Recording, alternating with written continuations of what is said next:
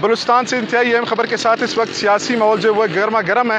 बलूचिस्तान में ये खबरें ज़ेर गर्दिश है कि वज़ीर-ए-आज़म पाकिस्तान ने जो है गवर्नर बलूचिस्तान से इस्तीफ़ा तलब कर लिया है। अब तक क्या सूरत हाल है, बाप और PTI के दरमियान सूबाई लेवल पर क्या इख्तिलाफात चल रहे हैं, इन तमाम तर सूरत हाल पर बात करने के लिए हमारे साथ सीनियर साफ़ी तजिया नगार सैयद अली शाह साहब मौजूद है, उनसे बात करेंगे। सर बहुत शुक्रिया टाइम देने का। सबसे पहले तो ये बता दें सर, बाप पार्टी और PTI के क्या इख्तिलाफात हैं?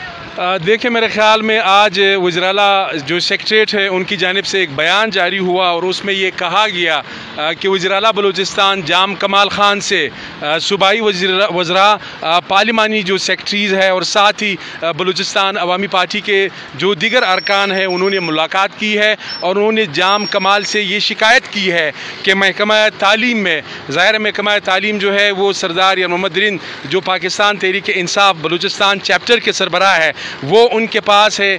तो अरकान असम्बली, वज़रा और पार्लियामेंट्री सेक्रेटरीज़ ने जाम कमाल से ये शिकायत की है कि तालीम में जो मिनिस्टर साहब है वो उनको नहीं सुन रहे हैं। तो मेरे ख्याल में ये पहली मरतबा हुआ है। अब से थोड़ी देर पहले तहरीक इंसाफ के जो ज़राए हैं उनकी तरफ से एक बयान जारी हुआ है और उसमें ये कहा गया है सरदार यार मोहम्मद रिन पाकिस्तान तहरीक इंसाफ बलूचिस्तान चैप्टर के सरबराह, उन्होंने ये कहा है कि जाम साहब या जो वज़ीर-ए-आला हाउस है वहाँ पर PTI के कारकुन या PTI के जो अरकान असम्बली है, वज़रा है, उनके वहाँ पर काम नहीं हो रहे हैं। उन्होंने ये भी मौक़िफ़ इख्तियार किया है कि वज़ीर-ए-आज़म इमरान ख़ान साहब ने PTI और बलूचिस्तान अवामी पार्टी के दरमियान जो असद उमर साहब है वफाकी वज़ीर, उनको एक राब्ता-ए-कार के तौर पर उनको तैनात किया है। लिहाजा उनका कहना है कि वो जाम साहब या उनकी कैबिनेट जो मेंबर्स हैं या बलूचिस्तान हुकूमत की जो शिकायत है वो अब असद उमर साहब से करेंगे।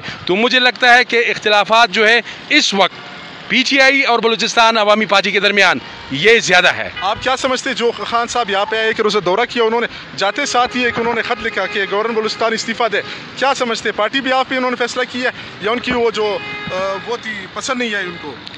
देखिए, मेरे ख़्याल में जहाँ तक गवर्नर के ओहदे की बात है तो ये शुरू से ही तहरीक इंसाफ का मुतालबा रहा है कि जो गवर्नर है वो तहरीक इंसाफ से होना चाहिए, चूँकि जो सेकंड लार्जेस्ट हुकूमत में, अपोजिशन में तो ज़ाहिर है JUIF भी है, BNP मैंगल है, हुकूमत में बलूचिस्तान अवामी पार्टी के बाद मेरे ख़्याल में अगर बड़ा पार्लियामेंट्री ग्रुप है तो वो तहरीक इंसाफ है। उनका ये मुतालबा है कि ज़ाहिर है चीफ मिनिस्टर आपके पास है, जो उनकी शिकायत है कि तमाम जो अहम मिनिस्ट्रीज़ है वो भी बलूचिस्तान अवामी पार्टी के पास है, तो गवर्नर का उनका रोज़े अव्वल से ही मुतालबा रहा है।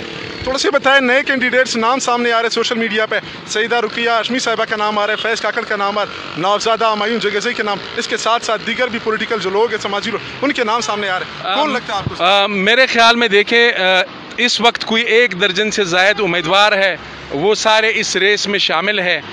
कुछ लोगों का आपने नाम लिया, जो कुछ शख्सियात है वो मेरे ख़्याल में उनके भी नाम सामने आ रहे हैं। मेरे ख़्याल में सबके नाम हम नहीं ले सकते हैं। 1 दर्जन से ज़ायद इस वक्त गवर्नरशिप के जो उम्मीदवार है बलूचिस्तान में, उनके नाम जो है वो सामने आ रहे हैं।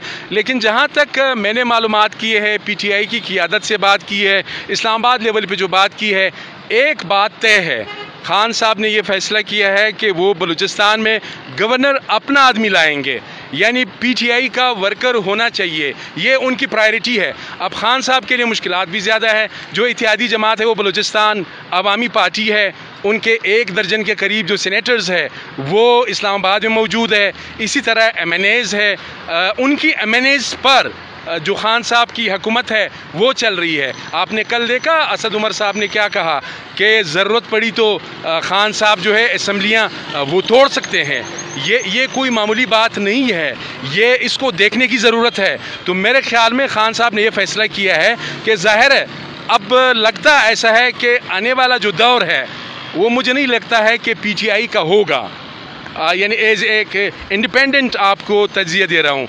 तो उसमें खान साहब ने ये देखना है कि डी चौक पर मेरे साथ कौन आएगा? यासीन जई साहब गवर्नर होंगे PTI की हुकूमत में, कल इमरान खान साहब जब हुकूमत से निकल जाएंगे तो क्या यासीन जई साहब उस डी चौक पर मौजूद होंगे, या वहाँ पर ज़हूर आगा है, या मायून जोगीजई साहब है, या और जिनके नाम सामने आ रहे हैं, या वो उनके साथ वहाँ पर शामिल होंगे? तो मेरे ख्याल में PTI ने ये फ़ैसला किया है। हाँ, लेकिन थोड़ा सा देखना ये है, अब जो वकला है वो भी ये बात कर रहे हैं कि प्राइम मिनिस्टर जो है वो गवर्नर को एडवाइस नहीं कर सकता है, चूँकि वज़ीर-ए-आज़म इस मुल्क का इंतज़ामी सरबराह है, गवर्नर का जो उहदा है वो आइनी उहदा है। इसके लिए सदर मुमलिकत जनाब आरिफ अलवी साहब जो है वो एडवाइस कर सकते हैं, गवर्नर से कह सकते हैं। अब मेरे ख्याल में एक आइनी बहरान भी है, समझ में कुछ नहीं आ रहा है। गवर्नर हाउस से बात करते हैं तो वो कहते हैं कि जी हमें कोई पता नहीं, हम सोशल मीडिया पे देख रहे हैं। अब 3 दिन से ये लेटर जो है, आपकी बात काट रहा हूँ सर, जब तक आप तक आपने जिन लोगों से रब्ता किया है, जाहिर सी बात है लोगों से आपका रब्ता हुआ होगा, गवर्नर साहब की तरफ से क्या वो मिल रहा है? मैं थोड़ा सा बता रहा हूँ, अभी तक गवर्नर हाउस की तरफ से या वज़ीर-ए-आज़म हाउस की तरफ से ये लेटर तो लीक हुआ है, लेकिन वज़ीर-ए-आज़म हाउस की तरफ से इसकी कोई तरदीद जो है वो सामने नहीं आया है। वज़ीर-ए-आज़म सेक्रेटरीट ने ये नहीं कहा है कि ये वज़ीर-ए-आज़म इमरान खान साहब ने गवर्नर अमानुल्लाह यासीन जई से नहीं कहा है कि वो मुस्तफ़ी हो, और न ही गवर्नर साहब ने ये कहा है कि जी मुझसे तो किसी ने कहा ही नहीं। अभी तक कोई क्लैरिफिकेशन नहीं है।